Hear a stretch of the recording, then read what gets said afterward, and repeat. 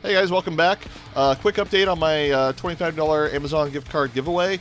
Due to YouTube changing their policies on having links to giveaways in their description and comments to gain subscribers, because apparently YouTube is ran by morons, I'm ending the giveaway early. Congrats to Games MDog for winning the Amazon $25 gift card.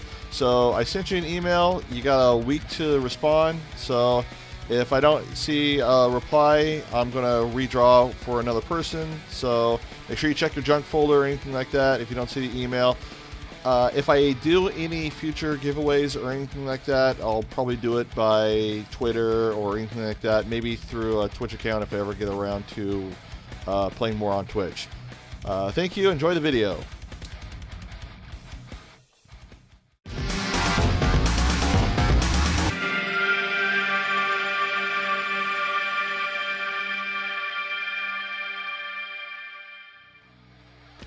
So happy second birthday to the Nintendo Switch. The console handheld hybrid was released 2 years ago, so it is now the Switch's 2-year anniversary. I want to share my thoughts and feelings on when the system was announced, how the launch went, what I think of it today, and maybe what it needs to do better and what I hope to see going forward. So when the Nintendo Switch was first announced, I was immediately intrigued, especially being a classic Nintendo fan, having a Nintendo, Super Nintendo, Game Boy Advance, all that. That combined with my love-hate feelings of the current generation of consoles at the time, which is still going on now, I was very excited for Nintendo's new console to be a console handheld hybrid, especially with the mobile market kind of taking shares away from handheld gaming. Like you saw the Vita not do too well. The 3DS didn't have a very good launch, but it did a little better later once it had a price drop. Also, just the ability to buy a single game that would double as a handheld game and a console game. So that was pretty cool to see.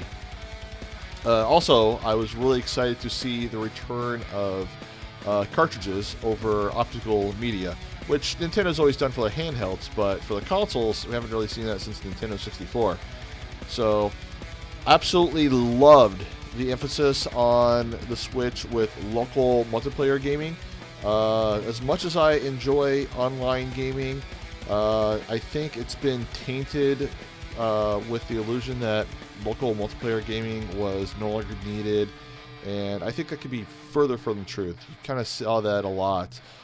In fact, I've been really disgusted in like the last decade with the decline of local multiplayer in a lot of gaming, but I mean that's a topic for a whole nother video. I mean, good example is Halo 5 not having split screen, but again, topic for another video. Right off the bat, though, I did have some concerns. Like in that demo video, when they first unveiled the system, a little surprised they were sticking with motion controls at the time. Still kind of gimmicky then. Never really been a selling point for me on Nintendo systems, not even with the Wii. For me, it was more just the games. I always kind of looked at it as like an accessory fad than anything. But, I mean, that's just coming from me as a lifelong video game fan. But, I mean, it worked for the Wii when it launched, but, again, for me, it was just a fad. But also, what about the classic games coming out for the system? Like, you had Virtual Console WiiWare on the Wii and the Wii U. Will people be able to bring their games over that they purchased? Will have any kind of Virtual Console or anything like that? What about backwards compatibility on the system? At the time, I definitely didn't expect Wii U backwards compatibility because it's DVDs onto a handheld system wasn't going to work. But what about 3DS games? Didn't really have any news on that at the time, which of course never happened. Every Nintendo handheld, from the original Game Boy to the Game Boy Color to the Game Boy Advance to the DS to the 3DS, has had some kind of backwards compatibility with its previous handheld. So to me on the Switch, this would have been a no-brainer. It also would have made it much more convenient when traveling. You only have to carry one handheld versus a couple handhelds. And also, my last concern at the time was, what about the third-party support? And this was a concern for a lot of people. Of course, Nintendo was going to bring in with their first-party games. I mean, look at every system they've had. Nintendo's IP is just phenomenal to this day. However, when you look at the Wii U had horrible third-party support. When the Nintendo Switch did come out, though, the best way I can put this is I wanted to want the system. Kind of like when the Wii U launched. But I needed more incentive for me to go out and spend the money for Nintendo Switch to support that. However, unlike the Wii U, I was a little more optimistic on the Switch being a success versus the Wii U, which didn't really think it was going to be a success. Obviously, the system had a great launch. Breath of the Wild was a very popular game on the Switch. Then again, we also have a Wii U, so we just picked up a copy on that, so that wasn't really an incentive to buy a system for us. So what I decided to do at the time was wait and see where the console was going to go later down the road. Would it get better third-party support, or better online play, or classic virtual console stuff, or however that would work? Like, I would say to myself, if Call of Duty, because I like Call of Duty at the time, I think it sucks now, but if Call of Duty or Destiny or just other games like maybe Orange Box or some other games I like to play get ported to the Switch, or whatever future third-party game gets ported to the Switch, I may go out and buy one.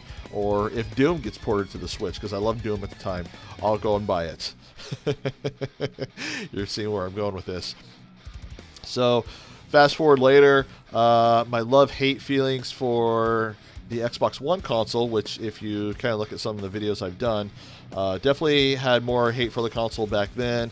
I was sick of some bugs left over from their always online DRM feature. Dashboard layout sucked, hard to find things. Both a couple of friends of mine, we just weren't happy with the Xbox One console. The horrible launch of Halo Master Chief Collection, which I've covered. Game's great now, but at the time it was just utter garbage. And like I've done previous videos on this subject before. But I basically got fed up with the console and having issues with the console. Eventually just took it back, got my money back at Costco.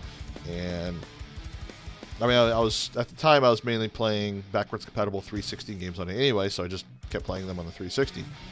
And a little bit of time later, one of the things I did not think would get announced for the Nintendo Switch, not only did it get announced, but a couple days later, some gameplay footage of it got released in handheld mode, and that was Doom.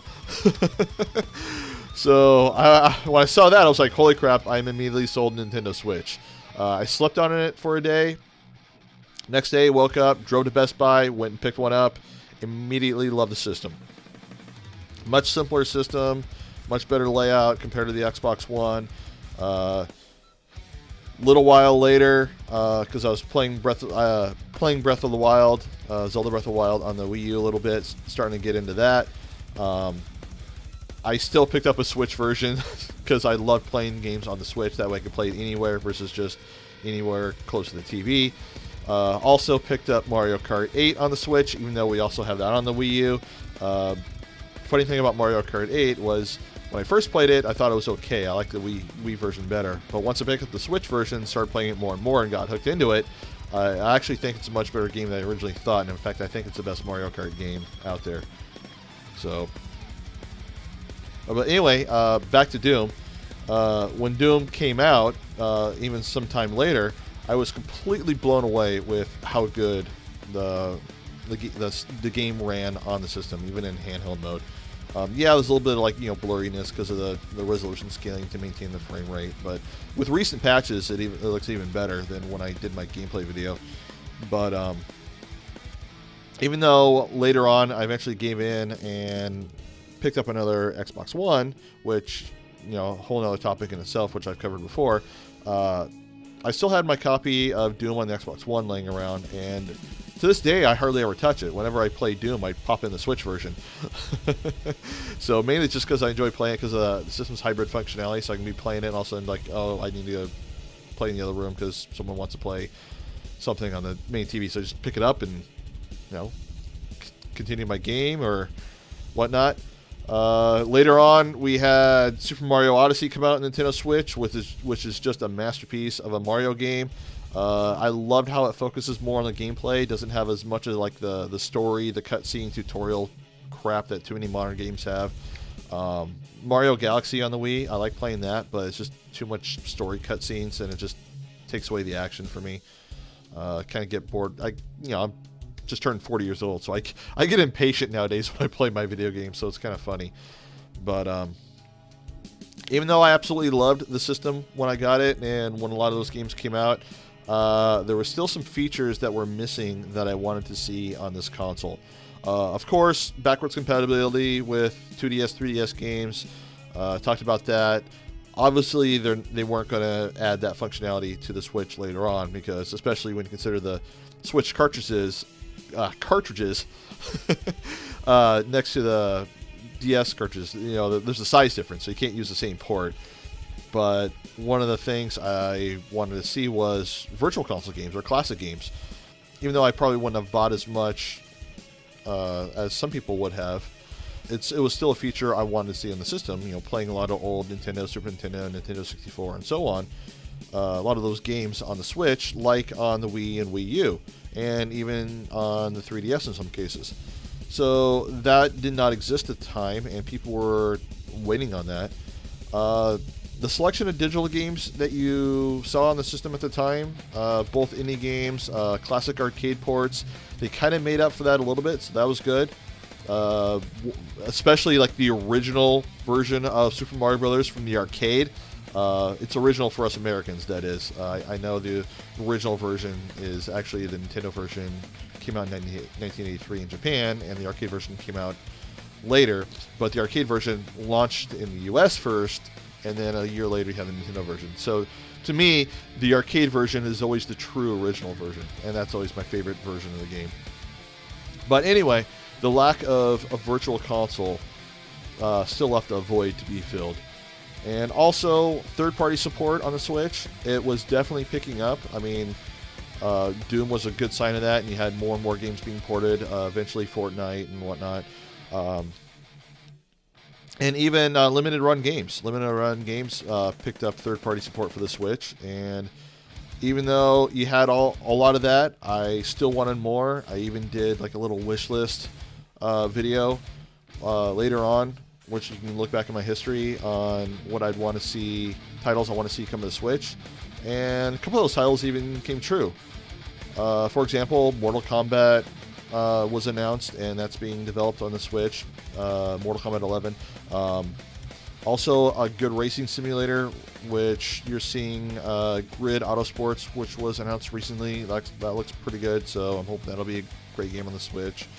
When you look at this third-party support for the Switch right now, or even back then a little bit, the Nintendo Switch definitely has better third-party support, and probably the best since the Nintendo GameCube, even better.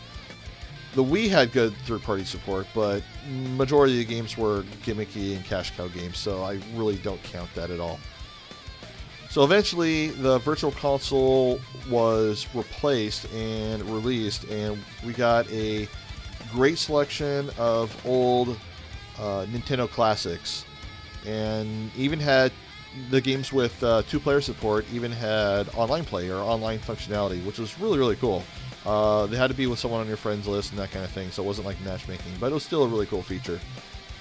However, this leads to still current flaws that the Switch is still struggling to overcome. If you compare the amount of older titles that are on the Switch, like Nintendo, NES, I don't mean like the digital store, but stuff that Nintendo is putting out specifically, it's laughable when you compare it to the amount of titles that came out on the Wii and the Wii U and 3DS. In fact, it's kind of insulting to a Switch customer and the people that are paying the online subscription fee for the Nintendo Switch. And since we're talking about the online subscription fee for Nintendo Switch, before that happened, a lot of the games that you could play online, Mario Kart, for example, Doom, lots of games. Not every game, because Fortnite still works, but you used to be able to play them online for free. And now they're locked behind a subscription paywall where you cannot play unless you're subscribed to the Nintendo online service. And at first, it wasn't that big of a deal. It's like, okay, it's pretty low price point. You know, I can deal with it. And I kind of looked at it like just the previous online being free as like a beta trial. But today, when I look back on it, especially when you factor in like you can play Wii U games online for free, even still, the lack of Nintendo increasing the number of 8-bit games being added to the service, the lack of adding Super Nintendo games and Nintendo 64 games when you look at the Virtual Console sales, it's kind of insulting as a Switch online service customer. I don't know if everyone feels that way, but even at $20 a year, or 30, I forget how much it is off the top of my head, I think it was $20 a year, it's still kind of laughable.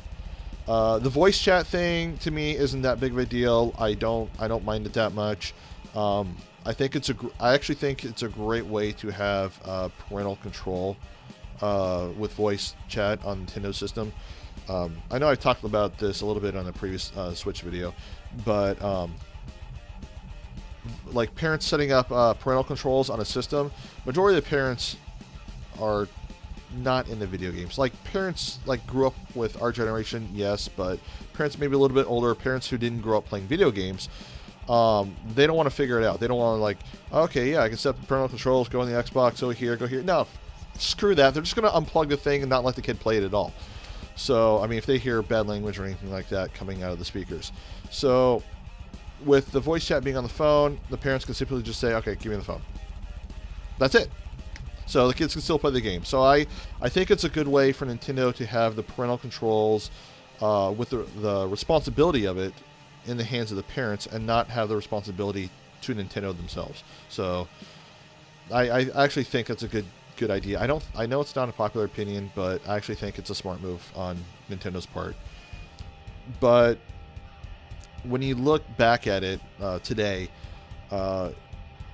even though I prefer Nintendo's classic games being set up in like a Netflix subscription type service, if they added more games like Super Nintendo, whatnot, I'm starting to think that it's actually not a good idea, because even though you probably would have to rebuy a lot of classic games if they went with a classic Virtual Console type service, at least that makes it to where the online games, like actually playing them online, is still free. And there seemed to be a lot better online service on the Wii U than compared to the Switch. So hopefully they will update that. I mean, just simply adding a whole bunch more classic games would fix that. I mean, that would definitely do it. But despite the criticism that I have for the Nintendo Switch today, and when I bought it, I still absolutely love the Nintendo Switch. It is still my favorite console of this generation. When my wife and I travel, or even when we go out to dinner, we always take the Switch with us. We don't always play it, but majority of the time we do. As far as my favorite games to play, I already talked about Doom. I already talked about Mario Kart 8. The classic Excitebike game, from like NES and arcade. I play that a lot again, even though I have the NES version. But I find myself playing that more on the Switch lately, mainly because there's the NES version and there's also the arcade version on Nintendo Switch. So I actually, even though I don't like buying digital titles, I broke down and I bought that one because I love playing the arcade version of Excitebike more, because I like the extra tracks and whatnot. So that's definitely a lot more fun. Paladins. I love Paladins. I wish Nintendo Switch had more first-person shooters on the system. Like I talked about, wanting more third-party support. That's definitely a void needs to be filled.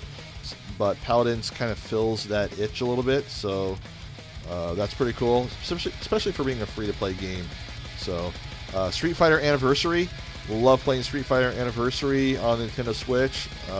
I wish Street Fighter 2 Champion Edition had online matchmaking like some of the other ones do, because that's kind of my go-to Street Fighter game. But it's still great. Make sure you have a good D-pad to play it with, though. Dragon Ball FighterZ. I was very happy that came out on Nintendo Switch. I played the beta on the Xbox One when that came out, and the gameplay was great, but the online experience at the time wasn't that good. So I held off buying that until later on when they have that fixed, and then they announced a Switch version, so I held out and bought that. So that was definitely awesome. Mega Man 11. That's love Mega Man 11 on Nintendo Switch. Kind of went back to that classic Mega Man formula, but with a brand new coat of paint. So definitely really cool. What do I want to see for the future of Nintendo Switch?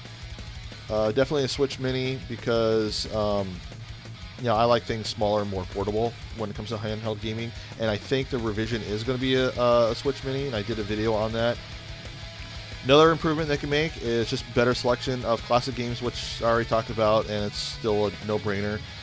Being able to play Super Nintendo games and Nintendo 64 games like on the Wii, especially on the go, would be great. Maybe even adding GameCube games would be cool. Also, Switch has been modded lately. You can play a lot of emulators and things like that, so this would help de-incentivizing modding, adding more classic games to Nintendo Online service. And also third-party support. Despite Nintendo Switch having amazing third-party support now, they still want more. Like I talked about, the FPS games, first-person shooters, there's still a void for that. I mean, you got some games, but you don't have a whole lot. So the last video I did, I talked about the Xbox games coming to Switch, that rumor that's out right now. If that is true, that would definitely fill that void perfectly, especially with a lot more third-party support. Again, even though that's probably going to be streaming through their xCloud service, my main concern is when future developers make more games for Nintendo Switch, when they're making like games for like PlayStation, Xbox, and Switch, they will not make the Switch version and rely on the Xbox streaming service to play for Switch players to play those games. So I am worried that it's going to result in less third-party support down the road. Hopefully my fears are not true, though. One more final problem that I have with the Nintendo Switch, and it's not actually specific to the Switch, it's actually a problem with all consoles, but it's more talked about with the Nintendo Switch because of cartridge limitations. Too many third-party developer, or third-party publishers, I should say, are releasing physical games that require some kind of day one download in order for those games to even be functional. As I've talked about before, I rarely buy a game where the physical version requires a day one download in order to function or play. Doesn't matter if it's a major day one patch. I'm not talking about like a simple patch to fix something simple. I mean like a major patch like Halo Master Chief Collection, or whether it's space requirements because they're being cheap. They want to release Mega Man Legacy on a 4 gig cart instead of an 8 gig cart, or whatever. I refuse to support this business practice. To me, it doubles as a new form of DRM, and also it encourages developers to release their games when they're still broken, knowing that they can simply patch them later.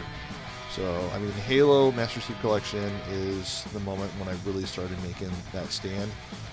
And to this day, I rarely buy a game that requires any kind of day one download.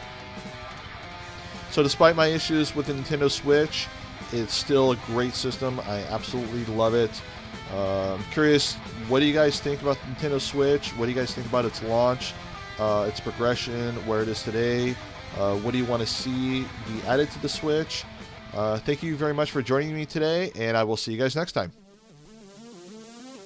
Thank you for coming to my video. If you would like to help my channel grow, please like and subscribe, and please click on this little bell icon so you never miss a future video.